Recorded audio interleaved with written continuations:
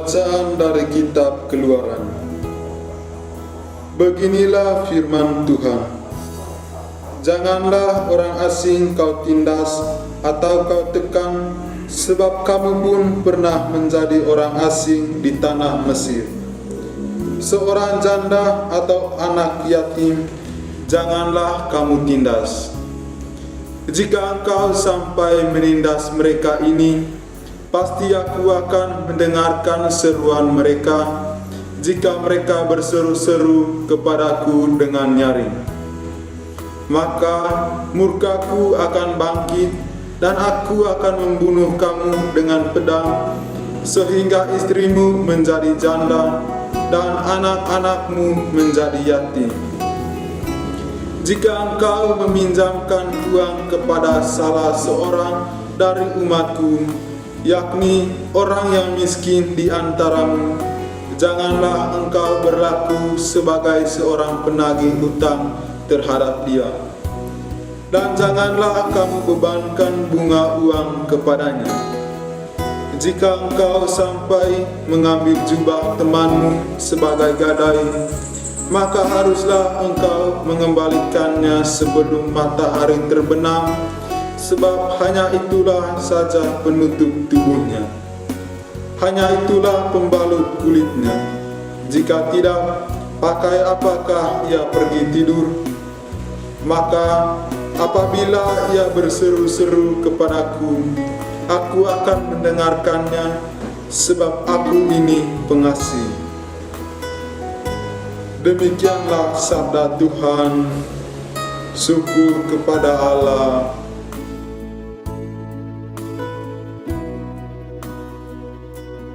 Aku mengasihi Tuhan, Dia sumber kekuatan.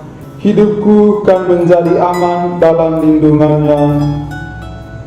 Aku mengasihi Engkau, ya Tuhan, kekuatanku, ya Tuhan, bukit batuku, kubu pertahanan dan penyelamatku. Aku mengasihi Tuhan, Dia sumber kekuatan. Hidupku kan menjadi aman dalam lindungannya. Allahku, gunung batuku, tempat aku berlindung, perisaiku, tanduk keselamatanku, kota bentengku. Terpujilah Tuhan seruku, maka aku pun selamat dari para musuhku. Aku mengasihi Tuhan, Dia sumber kekuatan. Hidupku kan menjadi aman dalam lindungannya. Tuhan itu hidup, terpujilah gunung batuku, dan mulialah Allah penyelamatku. Tuhan mengaruniakan keselamatan yang besar kepada raja yang diangkatnya. Ia menunjukkan kasih setia kepada orang yang diurapinya. Aku mengasihi Tuhan, Dia sumber kekuatan. Hidupku kan menjadi aman dalam lindungannya.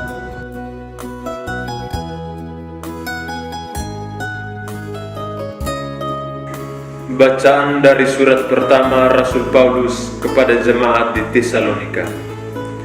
Saudara-saudara, kamu tahu bagaimana kami bekerja di antara kamu demi kepentingan, dan kamu telah menjadi penurut kami dan penurut Tuhan.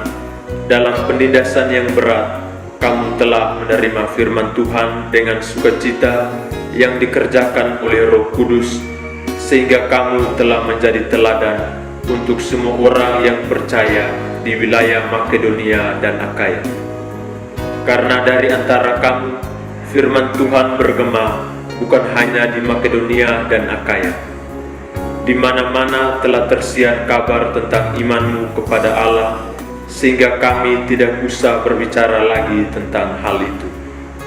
Sebab mereka sendiri bercerita tentang kami, bagaimana kamu sambut, dan bagaimana kamu berbalik dari berhala-berhala kepada Allah untuk mengabdi kepada Allah yang hidup dan benar, serta untuk menantikan kedatangan anaknya dari surga yang telah dibangkitkannya dari antara orang mati, yaitu Yesus, yang menyelamatkan kita dari murka yang akan datang. Demikianlah sabda Tuhan. Syukur kepada Allah.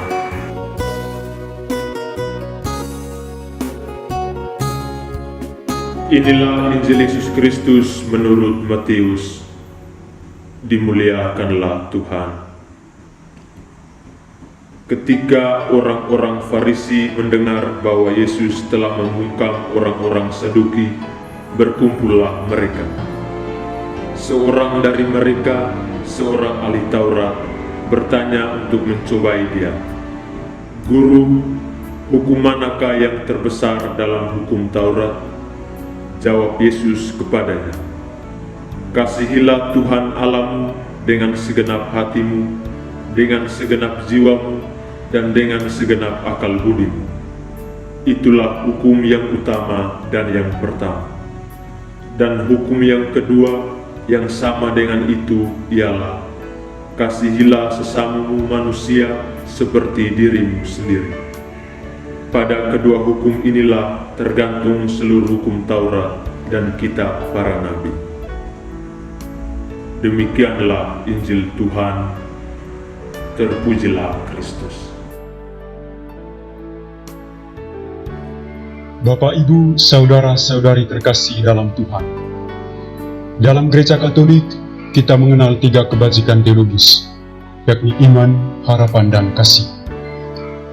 Namun yang terbesar di antaranya ialah kasih. Kasih inilah yang menjadi fondasi atau dasar kehidupan kita sebagai pengikut Kristus.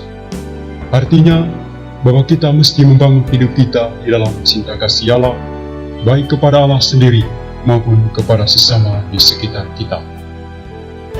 Hal ini pun yang Yesus bicarakan kepada kita dalam Injil Matius.